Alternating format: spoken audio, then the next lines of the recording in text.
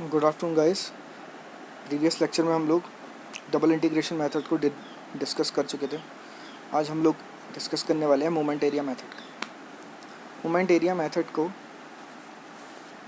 Use करने के लिए सबसे इम्पॉर्टेंट बात है कि हमको बेंडिंग मोमेंट डायग्राम बीम्स का ड्रॉ करना आना चाहिए। यानी ये मेथड वहाँ पे इजीली एप्लीकेबल है जिनका बेंडिंग मोमेंट ड्रॉ करना ईजी होता है।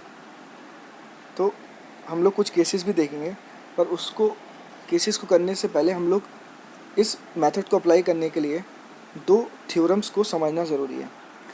ये मेथड मोहर ने दिया था, तो इसके लिए हमने मोहर्स की फर्स्ट थ्योरम पढ़नी ज़रूरी है और सेकंड थ्योरम पढ़नी ज़रूरी है। जैसे कि वहाँ पे डबल इंटीग्रेशन मेथड में जब हम फर्स्ट टाइम इंटीग्रेट करते थे तो हमको स्लोप इक्वेशन मिलती थी, सेकेंड टाइम इंटीग्रेट करते थे तो हमको डिफ्लेक्शन इक्वेशन मिलती थी।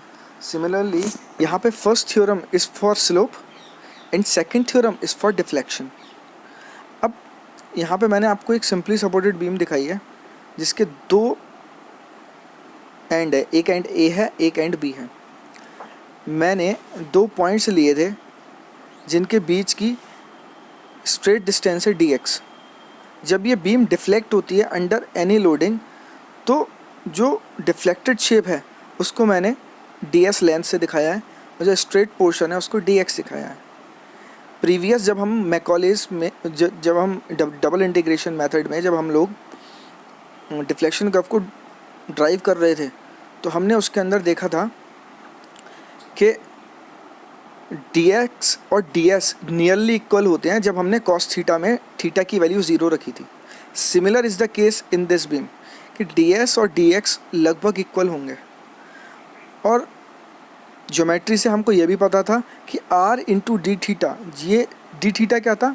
Angle subtended by the arc of length ds at the centre, ये है ds। तो उस प्रॉपर्टी से हमको ds बराबर क्या मिला? r into d theta. इसको रीअरेंज करेंगे 1/r is equals to d theta upon ds। ds को हम लोग dx लिख सकते हैं, मैं बता चुका हूँ आपको। तो 1/r will be equal to d theta upon dx। Now from fractional formula m upon I is equals to E upon R. From this equation we can write 1/r is equals to 1/m upon EI. अब equation one में हम 1/r की value क्या put कर देंगे? m upon EI। तो D theta upon dx बराबर क्या हो गया? m upon EI। dx को राइट साइड में ले जाएंगे और इंटीग्रेट कर देंगे। इंटीग्रेट करेंगे हम किन्हीं भी दो पॉइंट्स के बीच में। सपोज़ कीजिए बी और ए के बीच में, सी और बी के बीच में, मैं किसी भी दो पॉइंट्स के बीच में मैं इसको इंटीग्रेट कर सकता हूँ। इंटीग्रेशन का मतलब क्या हो गया? इन दोनों पार्टों के बीच में स्लोप कितना चेंज हुआ, यानी अगर मैं सी से बी जा रहा हूँ तो कितना चेंज हुआ, बी से ए कंसीडर किया मैंने पोर्शन, तो ए से बी में कितना स्लोप चेंज हो गया, यानी थीटा बी माइनस थीटा ए, थीटा सी माइनस थीटा बी, ये हो गया किन्हीं दो पॉइंटों के बीच में। और जब मैं इंटीग्रेट करूँगा m अपॉन ई आई इंटू डी एक्स को, तो ये मुझे बताएगा m upon E I diagram, यानी बेंडिंग मोमेंट डायग्राम हम बीम को ड्रॉ करेंगे और उस पूरे बेंडिंग मोमेंट डायग्राम में उसकी रिजिडिटी से डिवाइड कर देंगे, विच इज़ ई आई। तो m अपॉन ई आई क्या है? बेंडिंग मोमेंट डायग्राम, उसका area under m upon E I diagram. अब देखिए थ्योरम नंबर 1, इंटीग्रेशन कहाँ से? बी से सी तक जो हमने लिया है। Change in the slope between two points, यानी theta B minus theta C equals to area under m upon E I diagram between two points. ये है मेरी थ्योरम नंबर 1। ये बहुत अच्छा मेथड है, आपको करने में इस मेथड को मज़ा आएगा। तो उसके लिए अभी आपको अगर नहीं समझ में आ रही है तो इट्स ओके, बट डायग्राम में जब हम न्यूमेरिकल करेंगे तो आपको ये इक्वेशन समझ में आ जाएगी। बस अभी आपको ये माइंड में रखना ज़रूरी है कि इस इक्वेशन के द्वारा हम लोग किन्हीं भी दो पॉइंट्स के बीच में स्लोप की वैल्यू को फाइंड कर सकते हैं, कितना स्लोप चेंज हुआ है, by using the m upon E I diagram between those points. Theorem number 2 क्या है? जैसे कि ये थ्योरम नंबर 1 थी, थ्योरम नंबर 2 मैंने बताया था डिफ्लेक्शन के लिए यूज़ होती है। किन्हीं भी दो पॉइंट के बीच में डिफ्लेक्शन फाइंड करना है, मतलब किसी भी एक पॉइंट का डिफ्लेक्शन फाइंड करना है with respect to other point. तो उसको मुझे क्या करना पड़ेगा? उसके लिए मुझे चाहिए m upon E I diagram, और उस डायग्राम का मुझे फर्स्ट मोमेंट ऑफ एरिया निकालना पड़ेगा, यानी उस बेंडिंग मोमेंट डायग्राम को मल्टीप्लाई करना पड़ेगा उसके सेंट्रॉइड से। ठीक है, तो ये हो गया। देखिए मैंने क्या लिखा है, the deflection of point B with respect to tangent at A at which deviation is known equal to first moment of area of M upon E I diagram between those points. यही मैंने अभी आपको बताया। तो पहली equation Mohr's की है slope की, और सेकंड इक्वेशन है डिफ्लेक्शन की। यहाँ एक्स बार रिप्रेजेंट कर रहा है centroidal distance from the point at which deflection we have to calculate. अब देखिए, अब एक क्वेश्चन सॉल्व करते हैं मोमेंट एरिया मेथड पे।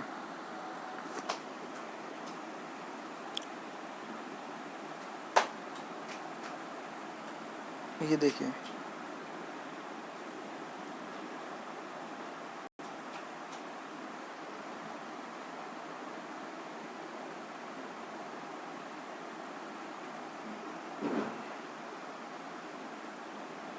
ये देखिए इस फिगर में एक कैंटिलीवर बीम है जिसके फ्री एंड पे एक पॉइंट लोड लग रहा है। मैंने सबसे पहले डिफ्लेक्टेड शेप ड्रॉ करी, दोनों तरफ मैंने बाउंड्री कंडीशन देखी, यानी फिक्स्ड एंड पे स्लोप भी ज़ीरो होता है, डिफ्लेक्शन भी ज़ीरो होता है। फ्री एंड पे डिफ्लेक्शन की वैल्यू मैक्सिमम है और थीटा जो भी स्लोप है हमारा वो मिलेगा। अब यहाँ पे मैंने रिप्रेजेंट करने का तरीका चेंज कर दिया है बस, डेल्टा बी ए, मतलब deflection at point B with respect to point ए, क्योंकि ए पे ज़ीरो है तो उसके रेस्पेक्ट में बी पॉइंट पे डिफ्लेक्शन कितना है। Similarly theta at point B with respect to at point A. तो ये हमारे रिप्रेजेंट करने के तरीके हैं। अब मैंने आपको पहले ही बताया था, इस मेथड को यूज़ करने के लिए मुझको बेंडिंग मोमेंट डायग्राम ड्रॉ करना आना चाहिए। ये कैंटिलीवर बीम है, फ्री एंड पे यू पॉइंट लोड लग रहा है, तो जो बेंडिंग मोमेंट का जो डायग्राम होगा, सिंस पॉइंट लोड है तो लीनियर डायग्राम होगा, हॉकिंग मोमेंट है नेगेटिव होगा, और मैक्सिमम वैल्यू कहाँ मिलेगी, जहाँ पे मैक्सिमम लेंथ है, यानी L, W into L.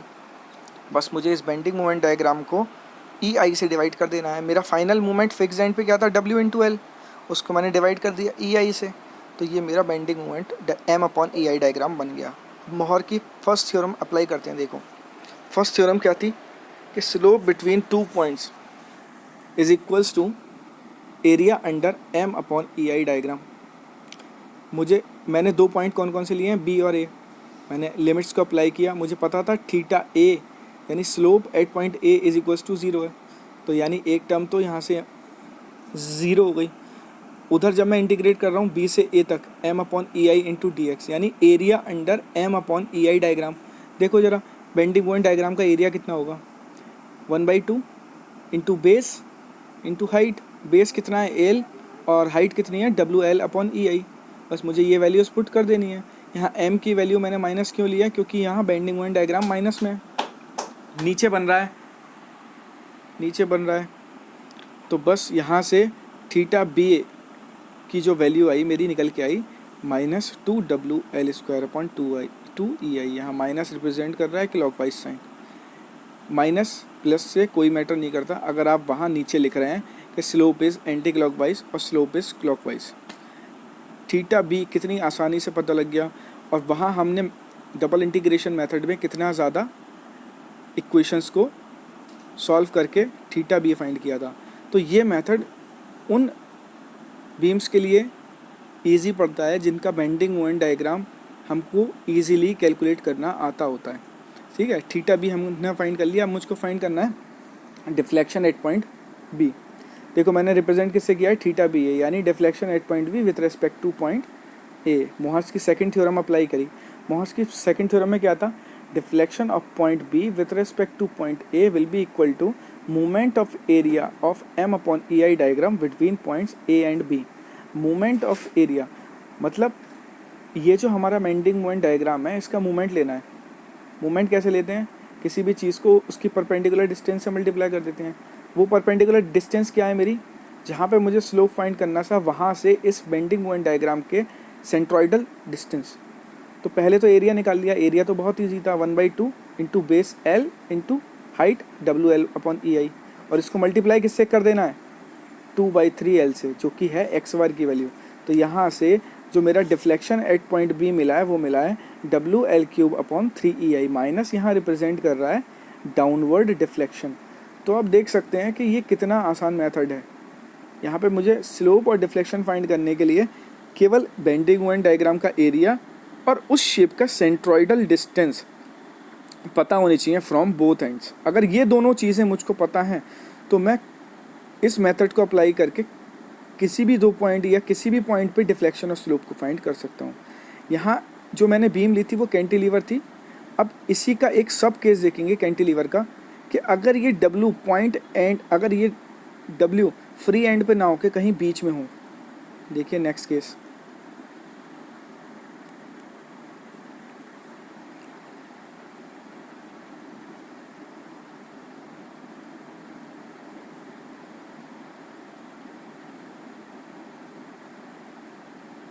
Next case देखते हैं इसका एक।